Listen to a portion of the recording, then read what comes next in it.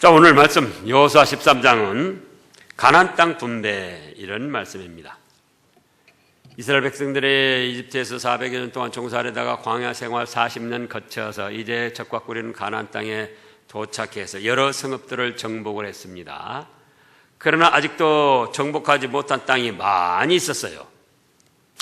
그럼에도 불구하고 하나님께서는 이스라엘 자손들에게 그 땅을 분배해 주라고 말씀을 하십니다.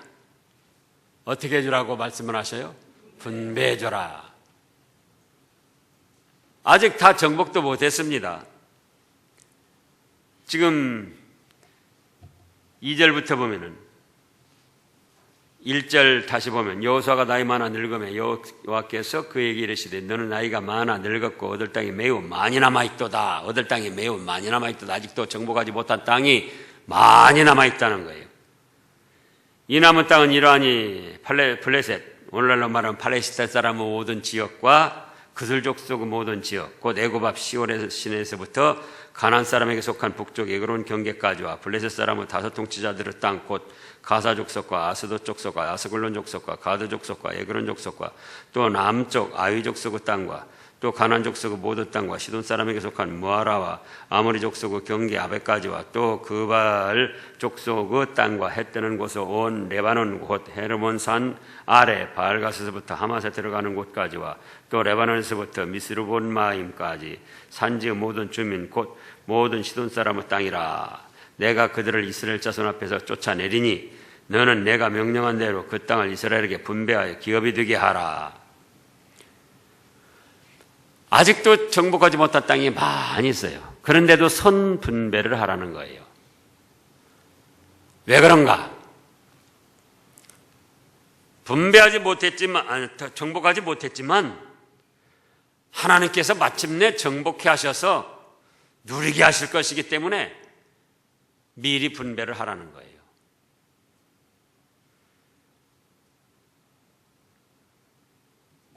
그래서 이제 그 말씀대로 8절부터 보면 여호수아가 땅 분배를 합니다. 므낫세 반지파와 함께 루벤 족속과 갓 족속은 요단 저편 동쪽에서 그들의 기업을 모세에게 받았는데 여호와의 종 모세가 그들에게 준 것은 이러하니 곧 아르논 골짜기가에 있는 아로엘에서부터 골짜기 가운데에 있는 성읍과 디본까지 이르는 메드바 온 평지와 헤스본에서 다스리던 아모리 족속 왕 시온의 모든 성읍과 곧 암몬족 자손의 경계까지와 길랏까지 및 그슬 족속과 마아갓 족속의 지역과 온 헤르몬 산과 사르가까지 온 바산 곧 르바의 남은 족속으로서 아모리 아스다롯과 에드레이에서 다스리던 바산왕 오구 모든 온 나라라. 모세가 이 땅을 사람들을 쳐서 쫓아냈어도 그술 족속과 마아갓 족속은 이스라엘 자손이 쫓아내지 아니하였으므로 그술과 마아갓이 오늘까지 이스라엘 가운데서 거주하니라. 그래서 요단강 동쪽에서 있었던 므낫세 반지파와 루벤 갓 족속의 이 지파에게 분배한 땅을 지금 말씀했습니다. 또 그 다음에는 이제 12지파 중에서 2지파 반 분배를 했으니까 나머지 9지파 반 요단강 서편 그 오늘날 이스라엘 땅 가나안 복지 거기를 이제 분배하는 것을 말씀을 했어요. 그러나 14절에 보면은 오직 레위 지파에게는 여호수아가 기업으로 준 것이 없었다. 그에게 말씀하신 것과 같이 이스라엘 하나님 여호와께서 드리는 화제물이 그들의 기업이 되었다. 이제 15절에 모세가 루벤 자손의 지파에게 그 가족을 따라서 기업을 준 것을 기록을 했습니다.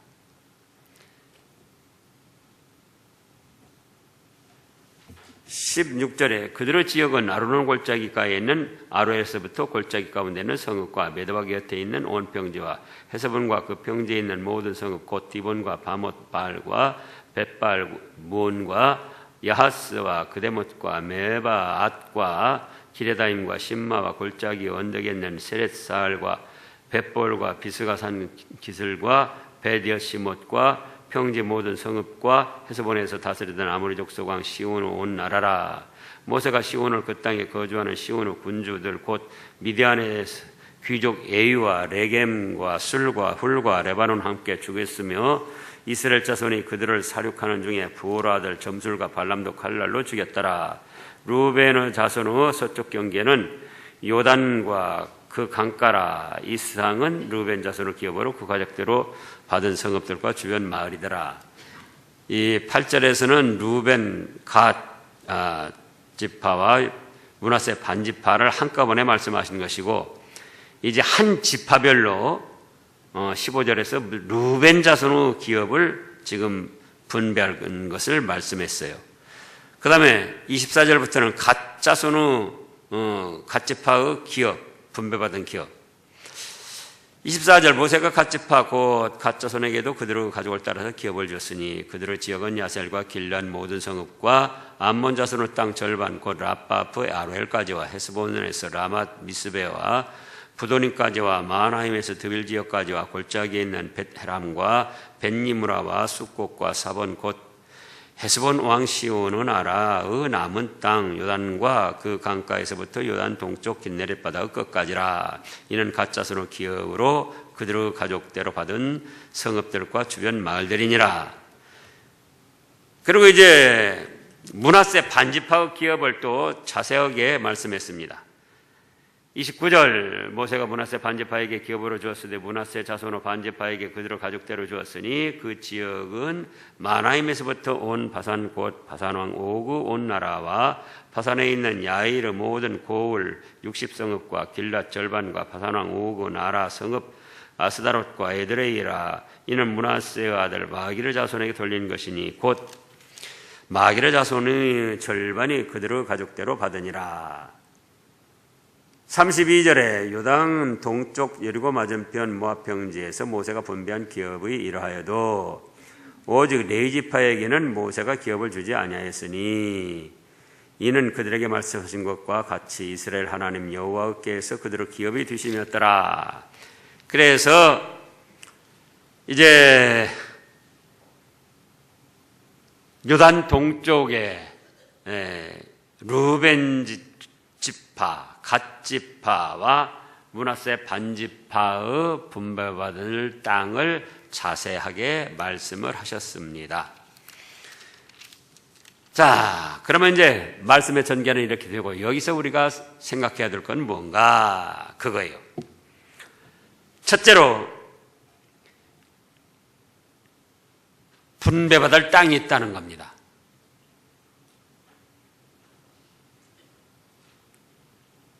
지금 아직 정복하지 못했는데도 6절을 읽어보세요. 또 레바논에서부터 미스르봇마임까지 산지의 모든 주민 곧 모든 시돈 사람의 땅이라. 내가 그들을 이스라엘 자손 앞에서 쫓아내리니 너는 내가 명령한 대로 그 땅을 이스라엘에게 분배하여 기업이 되게 하되 너는 이 땅을 9지파와 므낫세 반지파에게 나누어 기업이 되게 하라 하셨더라.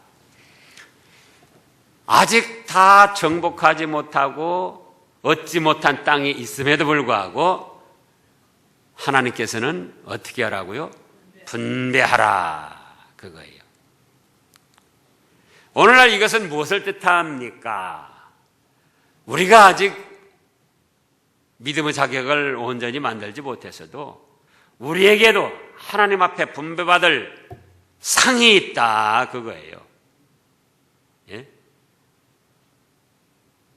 완전히 다 갖추고 이루어서가 아니라 우리 지난 날을 돌이켜보면은 바로 하지 못한 것도 있고 만들어지지 못한 것도 있고 아직 이겨내지 못한 것도 있지만 마침내는 하나님께서 우리에게 믿음에 믿음을 더하여 주셔서 그런 것들을 이겨내게 하실 것이고, 우리에게는 하나님이 주실 축복의 세계가 있다, 그 말씀이에요.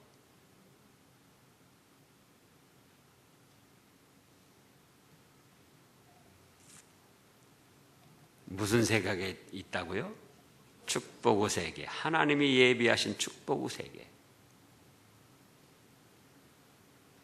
이제 그에 대한 소망을 갖고 하나님이 예비하신 축복의 세계를 얻을 수 있도록 우리가 분투 노력해야 됩니다. 그동안도 여러 번 말씀했습니다. 오늘 오전에도 장로님이 그런 기도 하셨어요. 우리가 다 만들어져서 완전히 갖춰져서가 아니에요. 앞으로 가능성. 언제까지요? 언제까지요? 언제까지요? 네, 죽도록. 죽을 때까지 내 자신을 하나님의 그 예비하신 축복을 받을 수 있도록 만들어가는 거예요. 충성해 가는 거예요. 완전히 갖춰지지 못하고 부족하고 모자란 것이 있음에도 불구하고 하나님께서는 우리에게 직분을 새롭게 해주셨고, 또 그뿐만 아니라 앞으로 하늘나라에서 분배받을 상급이 있다, 그겁니다. 누릴 영광이 있어요.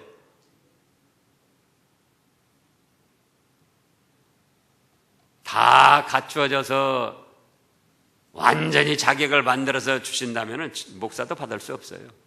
현재적으로.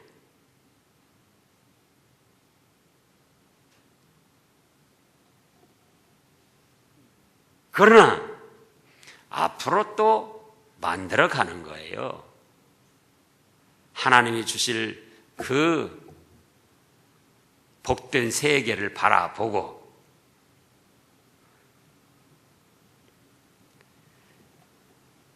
우리에게도 분배받을 땅이 있다. 분배받을 축복의 세계가 있다. 분배받을 상급이 있다, 그겁니다. 그 다음에 두 번째로 생각해 볼 거는 경계가 있어요. 경계.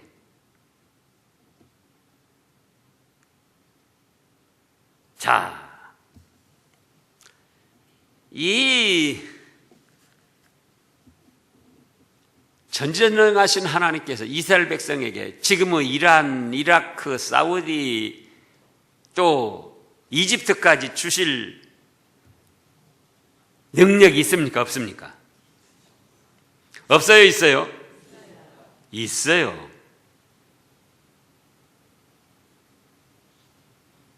아마 우리 사람들 같으면 그럴 거예요. 그럴 만한 능력이 있으니까 야, 이집트도 가져라. 거기도 주겠다. 또 이라크, 그것들 얼마나 그 악독하게 나가냐. 이란, 사우디는 좀 온건하지만요. 그런 땅까지도 다 주실 수가 있어요. 그런데 여러 곳이 있지만은 23절을 읽어보세요. 르우벤 자손의 서쪽 경계는 요단과 그 강가라. 이상한 르우벤 자손의 기업의 가족대로 받은 성읍들과 주변 말들이니라. 잡으세요. 경계가 있어요. 서쪽 경계도 있고, 서쪽 경계만 있습니까? 동쪽 경계도 있고, 남쪽 경계도 있고, 북쪽 경계도 있고, 정해놓은 선이 있다, 그거예요. 하나님이 정해놓으신 경계를 넘어가면 잘 될 것 같아도 그거는 뭐가 되죠? 하나님 말씀을 어긴 거예요.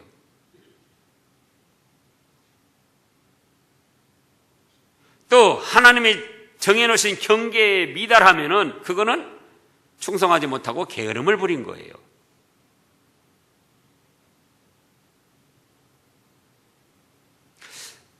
또 분배받을 땅도, 첫 번째로 가서 분배받을 땅도 15절을 보세요.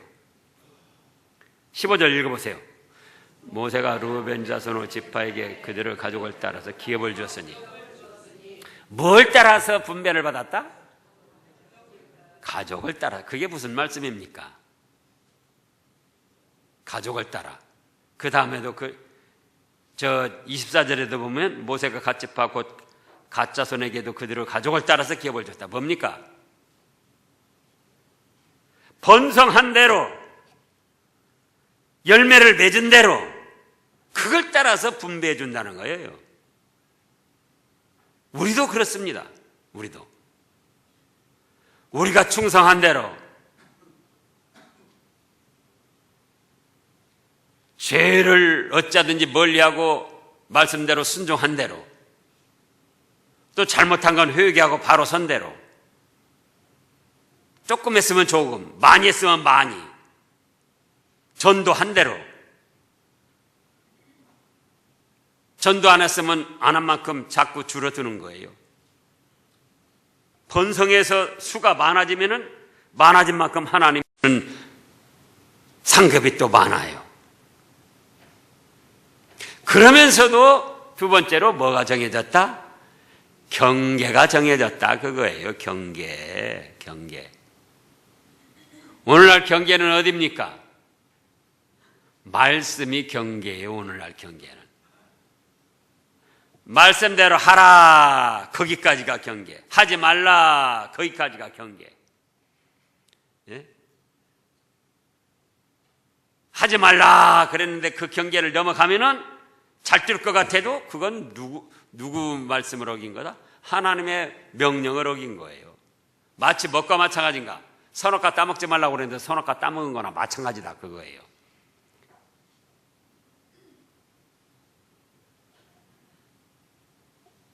제가 욕심이 없어서 그런가는 몰라도 하여간 감사하게도 제가 필요한 건 다 주셔요.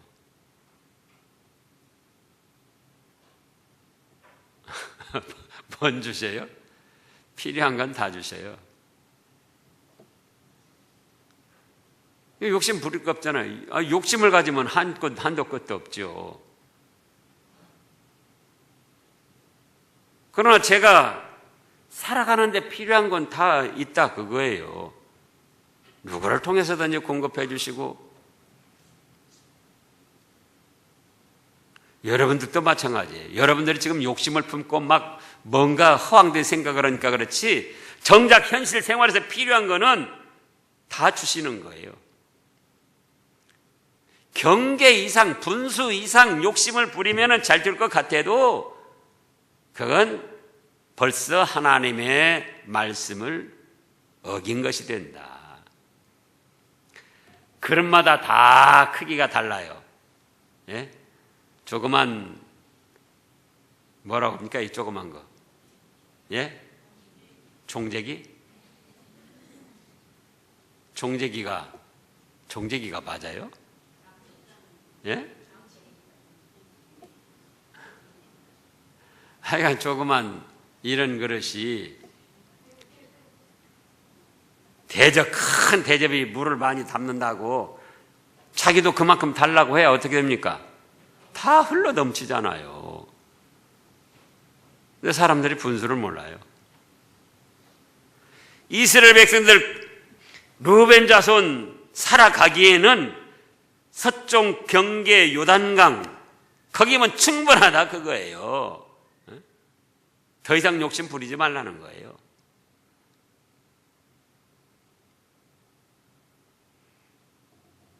또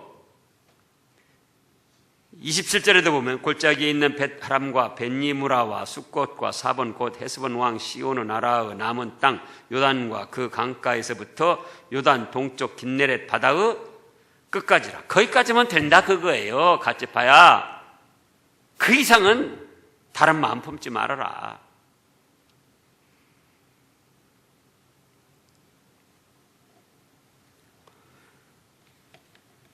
세 번째로는 레위인은 분깃이 없었다 그겁니다. 14절에도 그렇게 말씀하셨고 32절 33절 다시 읽어보세요. 요단 동쪽 여리고 맞은편 모압 평지에서 모세가 분배한 기업이 이러하여도 오직 레위 지파에게는 모세가 기업을 주지 아니하였으니 이는 그들에게 말씀하신 것과 같이 이스라엘 하나님 여호와께서 그들의 기업이 되심이었더라. 레위 지파는 하나님을 전문으로 섬기고 이스라엘 백성들이 하나님을 섬길 때에 드리는 예물로 살아갈 수 있도록 그것을 기업으로 주셨어요.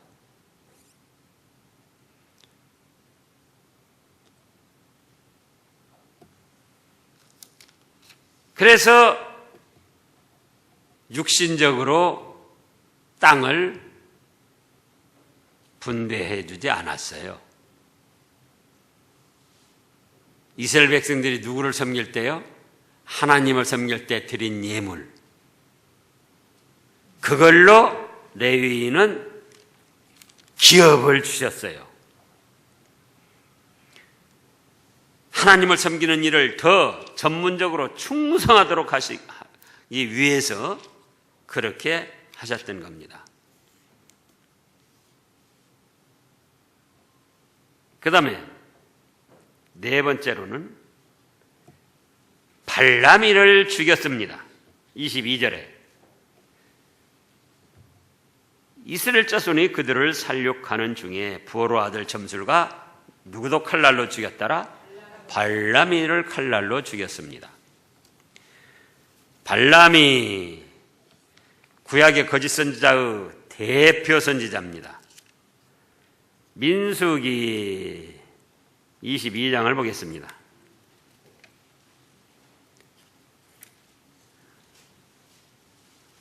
민수기 22장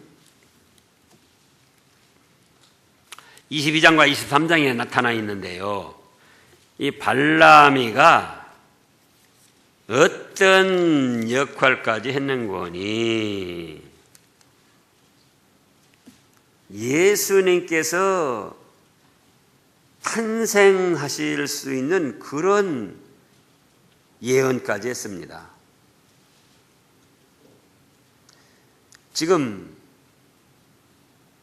23장 7절부터 보면 발람이 예언을 전하여 말하되 발락이 나를 아람에서 모압 왕이 동쪽 산에서 데려다가 이르기를 와서 나를 위하여 야곱을 저주하라. 와서 이스라엘 꾸짖으라 하도다. 하나님이 저주하지 않으신 자를 내가 어찌 저주하며 여호와께서 꾸짖지 않으신 자를 내가 어찌 꾸짖으랴. 내가 바위 위에서 그들을 보며 작은 산에서 그들을 바라보니 이 백성은 홀로 살 것이라. 그를 여러 민족 중 하나로 여기지 않으리로다. 야곱의 티끌을 누가 능히 세며 이스라엘을 4분의 1을 누가 능히 셀고 나는 의인의 죽음을 죽기 원하며 나의 종말이 그와 같기를 바라노라 하매 발락이 발람에게 이르되 그대가 어찌 내게 이같이 행하느냐. 나의 원수를 저주하라고 그대를 데려왔거늘 그대가 오히려 축복하였도다. 발람이 대답하여 이르되 여호와께서 내 입에 주신 말씀을 내가 어찌 말하지 아니할 수 있으랴. 그리고 발람이가 그 후에도 계속 예언을 합니다. 18절부터 보면 다시 발람이 예언하여 이르기를 발락이여 일어나 들을지어다. 십보로 아들이여 내게 자세히 들어라. 하나님은 사람이 아니시니 거짓말을 하지 않으시고 인생이 아니시니 후유가 없으시도다. 어찌 그 말씀하신 말을 행하지 않으시며 하신 말씀을 실행하지 아니하시리라. 내가 축복할 것을 받았으니 그가 주신 복을 내가 돌이키지 않으리라. 야곱의 허물을 보지 아니하시며 이스라엘의 반역을 보지 아니하시는도다. 여호와 그대로 하나님이 그들과 함께 계시니 왕을 부르는 소리가 그 중에 있도다. 하나님이 그들을 애굽에서 인도하여 내셨으니 그의 힘이 들소와 같도다. 야곱을 해할 점술이 없고 이스라엘을 해할 복술이 없도다. 이때 야곱과 이스라엘에 대하여 논할진대 하나님께서 행하신 일이 어찌 그리 크냐 하리로다. 이 백성이 암사자같이 일어나고 수사자같이 일어나서 움킨 것을 먹으며 죽인 피를 마시기 전에는 눕지 아니하리로다 하며 발락이 또 말합니다. 발람에게 그들 저주하지도 말고 축복하지도 말라. 발람이 거짓 선지자 발람이 또 발락 왕에게 말합니다. 내가 당신에게 말하여 이르기를 여호와께서 말씀하신 것을 내가 그대로 하지 않을 수 없다고 하지 아니하되이까.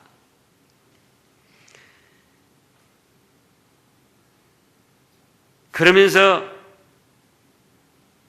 또 발락이 발람에게 27절에 보면 내가 너를 다른 곳으로 인도하리니 네가 거기서 나를 위하여 그들을 저주하기를 하나님이 혹시 기뻐하시리라 하고 또 다른 데로 인도합니다. 발락이가 발람을 인도하는 대로 또 이 발람이가 따라가요. 또 29절에서는 제단을 쌓고 수송아지 7, 또 소약 7 준비해서 하나님께 제단을 드립니다. 그래가지고 3절부터 다시 하나님의 말씀을 받아 예언합니다. 24장 3절. 그가 예언을 전하여 말하되 부호로 아들 발람이 말하며 눈을 감았던 자가 말하며 하나님의 말씀을 듣는 자, 전능자, 환상을 보는 자, 엎드려서 눈을 뜨는 자가 말하기를 야곱이여 네 장막들이 이스라엘이여 네 거처들이 어찌 그리 아름다운고 그 버러짐이 골짜기 같고 강가의 동산 같으며 여호와께서 심으신 피망목들 같고 물가의 백향목들 같도다. 그 물통에서는 물이 넘치겠고 그 씨는 많은 물가에 있으리로다. 그의 왕이 아각보다 높으니 그의 나라가 홍황하리로다. 하나님이 그를 애굽에서 인도하여 내셨으니 그 힘이 들소 같도다. 그의 적국을 삼키고 그들의 뼈를 꺾으며 화살로 쏘아 꿰뚫으리로다. 꿇어 앉고 누움이 숫사자와 같고 암사자와도 같으니 일으킬 자 누구이랴. 너를 축복하는 자마다 복을 받을 것이요 너를 저주하는 자마다 저주를 받을 것이로다. 이 얼마나 지금 축복된 말씀을 증거합니까? 15절에 또 발람이가 예언하여 이르기를 부호로 아들 발람이 말하며 눈을 감았던 자가 말하며 하나님의 말씀을 듣는 자가 말하며 지극히 높으신 자의 자식을 아는 자 지식을 아는 자 전능자고 환상을 보는 자 엎드려서 눈을 뜬 자가 말하기를 내가 그를 보아도 이때의 일이 아니며 내가 그를 바라보아도 가까운 일이 아니로다. 한 별이 야곱에게서 나오며 한 규가 이스라엘에서 일어나서 모압을 이쪽에서 저쪽까지 쳐서 무찌르고 또 셋의 자식들을 다 멸하리로다. 자, 여기 한 별이 야곱에게서 나온다. 이것이 곧 예수 그리스도의 탄생을 예언한 거예요. 이 말씀을 따라서 동방박사들이 동방에서 별을 보고 베들레헴까지 찾아왔던 거예요. 이렇게 이 축복된 예언을 했는데 이 발람이가 어떻게 해서 갔는가? 22장을 보면은요, 22장.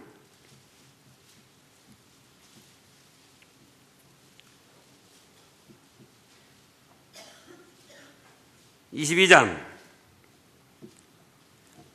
5절부터 보면요. 그가 사신을 부할 아들 발람에게 발람의 고향인 강가 부돌에 보내어 발람을 부르게 하여 이르되 보라 한 민족이 애굽에서 나왔는데 그들이 지면을 덮여서 우리 맞은편에 거주하였고 우리보다 강하니 청하건대 와서 나를 위하여 이 백성을 저주하라. 내가 혹 그들을 쳐서 이겨 이 땅을 몰아내리라. 그대가 복을 비는 자는 복을 받고 저주하는 자는 저주를 받을 줄을 내가 알미로라. 지금 발락 왕이 발람에게 거짓 선지자 발람에게 사신을 보내면서 이렇게 전하는 거예요. 그러면은 발람이가 선지자일 때 이 말을 들었을 때 어떻게 했어야 되겠죠? 어떻게 했어야 되겠죠? 8절을 읽어보세요. 8절. 발람이 그들에게 이르되 이 밤에 여기서 유숙하라. 여호와께서 내게 이르시는 대로 너희에게 대답하리라. 모압 귀족들이 발람에게 유숙하니라. 자, 그러면은 정말 하나님의 종이라면은 이스라엘 백성들 와서 저주해달라고 하는데 기도할 필요가 있습니까? 없습니까? 하나님께 물어볼 필요가 있습니까? 없습니까? 없어요. 기도할 필요도 없고 물어볼 필요도 없어요. 그런데도 발락이 모압 왕이 보낸 뇌물, 그게 탐이 나가지고 하나님께 기도해 본다는 거예요. 그러니까 하나님이 뭐라고 하십니까? 10절부터 읽어보세요. 발람이 하나님께 아뢰되 모압 왕 십보로 아들 발락이 내게 보낸 자들이니라. 이르기를 보라 애굽에서 나온 민족이 지면에 덮였으니 이제 와서 나를 위하여 그들을 저주하라. 내가 혹 그들을 쳐서 몰아낼 수 있으리라 하나이다. 하나님이 발람에게 이르시되 너는 그들과 함께 가지도 말고 그 백성을 저주하지도 말라. 그들은 복을 받을 자니라. 자, 이건 기도해보나 마나 하나님의 백성들을 저주하라는데 왜 그걸 기도할 필요가 있느냐 그거예요. 근데 뭐에 넘어갔다? 뇌물에 넘어간 거예요. 뇌물에. 그러니까 기도를 해도 하나님이 뭐라고 하십니까? 그건 복받을 백성이니까 발락이 보낸 사자 따라가지도 말고 그 백성을 저주하지도 말라. 그렇게 이미 말씀을 하셨어요. 근데 그 다음에 15절에 보면은 발락이 다시 그들보다 더 높은 고관들을 더 많이 보내고 뇌물을 더 많이 보냈습니다. 17절에 내가 그대를 높여 크게 존귀하게 하고 그대가 내게 말하는 것을 무엇이든지 시행하리니 청컨대 와서 나를 위하여 이 백성을 저주하라 하시더이다. 발람이 발락의 신하들에게 대답하여 이르되 발락이 그 집에 가득한 은금을 내게 줄지라도 내가 능히 여호와 내 하나님의 말씀을 여겨 덜하거나 더하지 못하겠노라. 그런즉 이제 너희도 이 밤에 여기서 유숙하라. 그 다음에 읽어보세요. 알아볼 필요 있습니까? 없습니까? 처음부터 알아볼 필요 없었지만 기도를 했었어요. 처음에. 그랬더니 그때 아니 가지도 말고 저주도 말라 복받을 백성이다 했는데 두 번째 또다시 더 높은 사람 더 많은 뇌물을 보내니까는 혹해가지고 또 하나님께 기도해 본다는 거예요.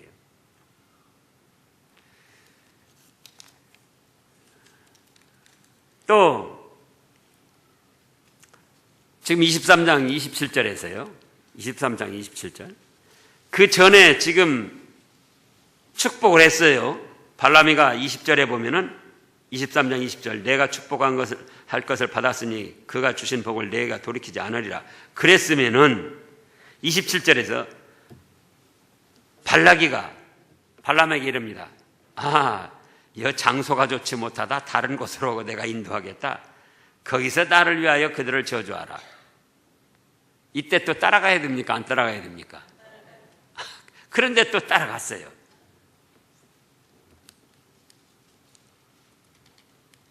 그래서 저주는 안 하고 하나님이 주신 말씀대로 축복을 하고 예수님의 탄생까지 예언을 했지만 나중에 어떤 짓을 했는가? 발락이 왕한테 꾀를 가르쳐 줬어요. 내가 저주하지 않아도 이스라엘 백성들 저주받을 비법이 있습니다. 뭐냐? 광야에다가 우상 신상을 많이 세워놓고 그 앞에 산의 진미 음식을 차려놓으라는 거예요. 예나 지금이나 철판에다가 빈대떡, 지지고 볶고 하면서 하면 그 고기 냄새가 광야에서 바람 솔솔 타고 얼마나 멀리 가느냐 그거예요. 그동안 이스라엘 백성들이 뭐만 먹었죠? 만나만 먹었어요. 만나고 메추라기고. 그래 여러 가지 먹고 싶은데 만나 속에 사실은 사람이 필요한 영양분이 다 들었어요. 그거 한 가지만 먹어도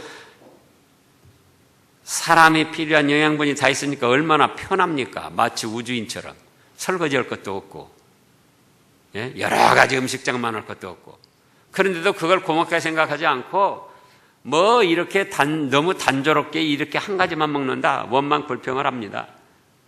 그러다가 산의 진미 고기 굽고 기름 막 빈대떡 만드는 냄새가 진동을 하고 그런데 거기다가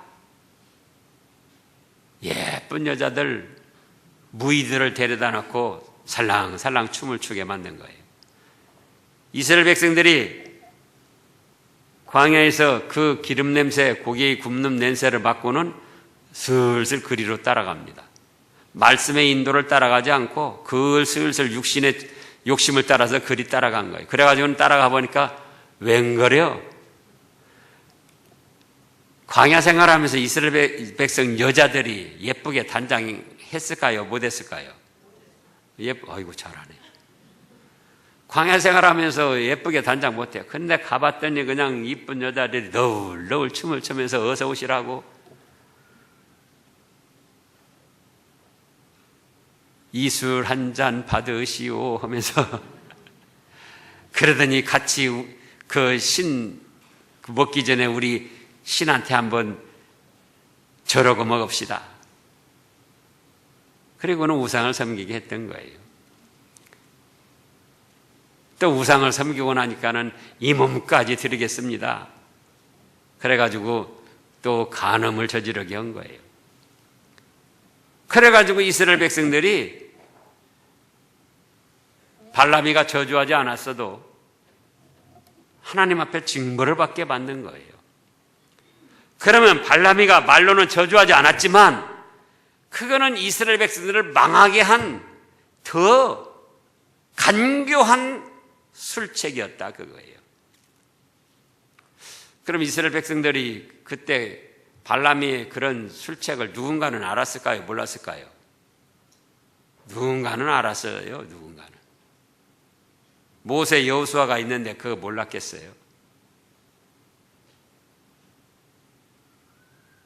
그런데 죽이지 아니했어요. 왜? 하나님이 죽이라고 안 하시니까. 누가 죽이라고 안 해요? 그런 간교한 술책으로 이스라엘 백성들을 징계받게 했지만 하나님이 때가 안 되니까 내버려 두신 거예요. 그러다가 오늘 여호수아 13장에 와서 이제는 죽일 때가 되었습니다. 그래가지고 22절에 보면은 13장 22절에 보면 이스라엘 자손이 그들을 살육하는 중에, 살육이라는 것은 사실은 사람에게 쓰는 표현이 아니에요. 짐승들을 무자비하게 죽일 때 쓰는 표현이에요. 그런데 그들을 살육하는 중에 누구도 칼날로 짐승 없애는 것처럼 죽였더라? 발람이도 죽였습니다. 또 하나님께서 그 발람이의 간교한 술수를 알았기 때문에 그때 하나님이 직접 징벌하실 수도 있었어요. 그렇습니까? 안 그렇습니까? 고라당 땅이 갈라지게 해가지고 거기 파묻혀서 죽게도 만드셨잖아요.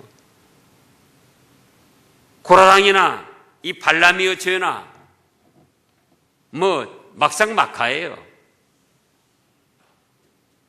그래서 얼마든지 그때 죽이실 수도 있는데 안 죽이시고 여호수아 13장 22절에 와서 거기에 와서 짐승을 쳐 죽이는 것처럼 그렇게 칼날로 쳐 죽였더라 그거예요. 그래서 아무리 잘못한 사람도 하나님이 징벌하실 때가 있어요. 그 때까지 맡겨야지 돼요. 그때까지. 그래야 하나님이 기뻐하십니다. 김정은이도 지금 당장 생각하면 그거 그냥 아이고 그거 나이도 어린 것이 그냥 처치하고 싶은데 근데 하나님이 살려두시잖아요. 하나님이 김정은이 그냥 손가락만 해도 그 숨 떨어져서 죽는 거예요. 그런데 아직 때가 안 됐어요. 그래서 우리는 하나님께 맡기고 기도하고 나가는 거예요. 모든 일이 그렇습니다. 그러면 하나님께서 때가 되면은 징벌할 자 징벌하시고 상급 누릴 사람들에게 땅을 분배해서 하늘의 신령한 축복 세계를 내려주십니다. 기도하겠습니다.